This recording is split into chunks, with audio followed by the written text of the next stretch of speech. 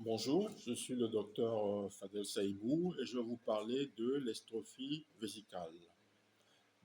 C'est une malformation congénitale du système urinaire caractérisée par l'absence de fermeture de la paroi abdominale inférieure et de la paroi vésicale entraînant une exposition de la vessie à l'extérieur du corps. Donc, c'est un cas pour 30 à 50 000 naissances. Et cette situation est plus fréquente chez les garçons que chez les filles. C'est dû à l'anomalie de développement embryonnaire du cloaque vers le quatrième, vers la quatrième, sixième semaine de gestation, lié à un défaut de migration des mésodermes latéraux. Les facteurs de risque sont les antécédents familiaux et les mutations génétiques, comme au niveau des gènes ISL1, TP63. Donc, au niveau du diagnostic anténatal, à l'échographie du deuxième trimestre, on retrouve une absence de remplissage vésical, une paroi abdominale antérieure anormale, une insertion basse du cordon ombilical, des anomalies associées, notamment un diasthésis pubien, des anomalies génitales, une malformation intestinale, voilà, parfois des anomalies rénales également.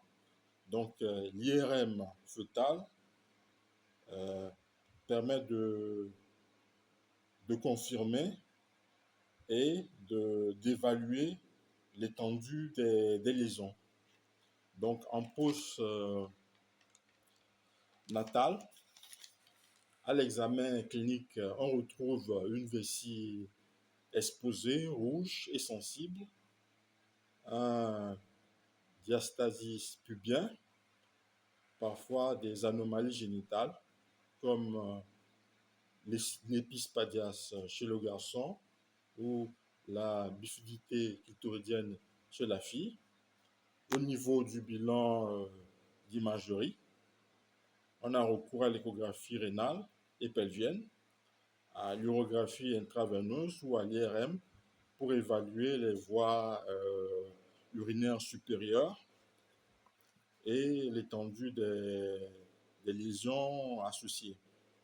Donc la prise en charge est chirurgicale surtout et les objectifs sont la fermeture de la paroi abdominale et vésicale, la reconstruction d'un réservoir vésical fonctionnel, la préservation de la fonction rénale, la correction des anomalies génitales et musculo-squelettiques notamment. Donc les options sont la fermeture primaire néonatale, souvent dans les 72 heures après la naissance, donc s'il n'y a pas de contre-indication, bien entendu.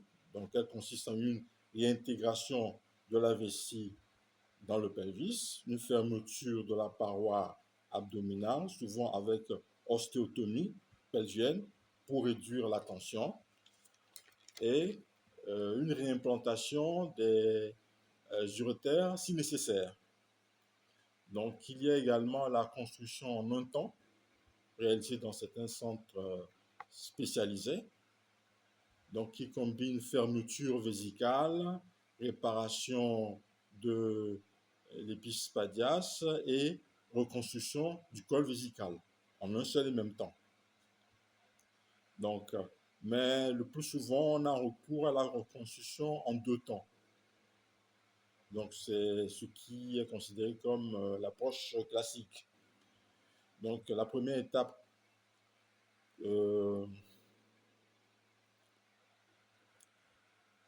constitue tout simplement, la première étape est constituée de la fermeture abdominale et vésicale chez le nouveau-né. Au niveau de la deuxième étape, on procède après 6 à 12 mois à la réparation de l'épispadias. Voilà. Et s'il y a persistance d'incontinence, on peut alors procéder à la reconstruction du col vésical et du sphincter, éventuellement. Maintenant, en cas d'échec de la reconstruction, il faut penser à la dérivation urinaire. Donc, il faut faire alors une cystectomie avec création d'une urostomie ou d'une néovessie grâce à un réservoir intestinal. Voilà. Donc, les traitements adjuvants sont l'ostéotomie pelvienne pour réduire le diastasis pubien et améliorer la cicatrisation. L'antibiothérapie prophylactique pour prévenir les infections urinaires. Le suivi urodynamique pour évaluer la capacité vésicale et la pression. Et en général, on a des complications précoces comme l'infection, la désunion de la plaie ou échec de fermeture, sténose urétérale ou reflux vésico-urétéral. Voilà, comme complications tardives, on a souvent l'incontinence urinaire, dans 30 à 50% des cas, nécessitant parfois une injection de toxines botuliques ou augmentation vésicale. On a également la dysfonction érectile ou l'infertilité et le risque accru de carcinome vésical, ce qui nécessite une surveillance endoscopique à long terme. Donc, sur le long terme, on évaluera la continence, la croissance saturo-pondérale, le haut niveau de la biologie, la fonction rénale, à travers l'urée et la créatinine, le débit de filtration glomérulaire, entre autres. Voilà. Pour l'imagerie, donc ce sera l'échographie annuelle en général, une cystographie 6 reflux et également une prise en charge psychologique. Voilà. Maintenant, en général, en matière de pronostic, en cas de prise en charge précoce, on peut espérer de très bonnes suites. C'est-à-dire qu'il n'y a pas vraiment à s'inquiéter pour le pronostic, mais c'est au niveau de la qualité de vie que les problèmes se posent. Parce que la continence et la fonction sexuelle sont des paramètres importants qui peuvent influencer la qualité de vie, évidemment, de